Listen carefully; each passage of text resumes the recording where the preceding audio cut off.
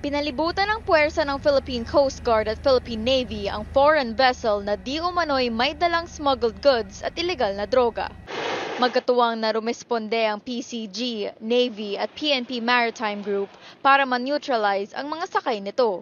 Matapos sumuko ang mga tauhan ng barko, pumasok ang Philippine Drug Enforcement Agency o PDEA at Bureau of Customs para suriin ang karga nito.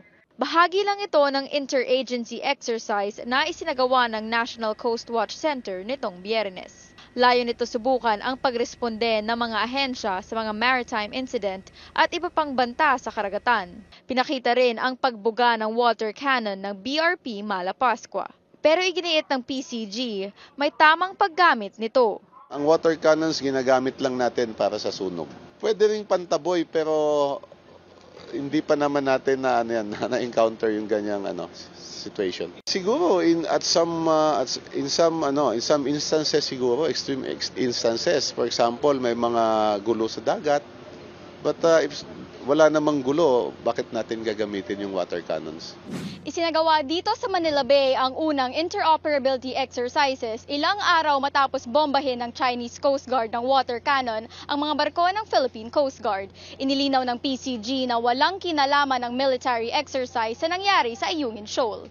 Well, actually, this exercise was conceptualized several months ago. Wala pa yung incident sa WPS.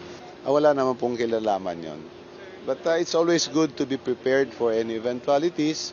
Bukod sa military exercise, katuwang na ng bansa ang European Union sa capacity building at training.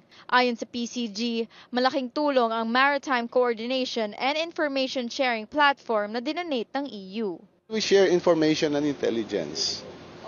When before, most of our agencies would keep it to themselves.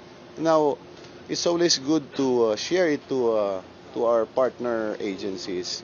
I've spoken with some of the officials here who said that the platform does fill a gap that was existing beforehand in order for these agencies to cooperate. So I'm quite impressed to what I've seen today. Pag-aaralan nito ang naging interagency exercise para malaman ang kailangang baguhin sa maritime response. Target ng PCG magkaroon ulit ng alalayan exercise sa Nobyembre. Paige Javier, CNN Philippines.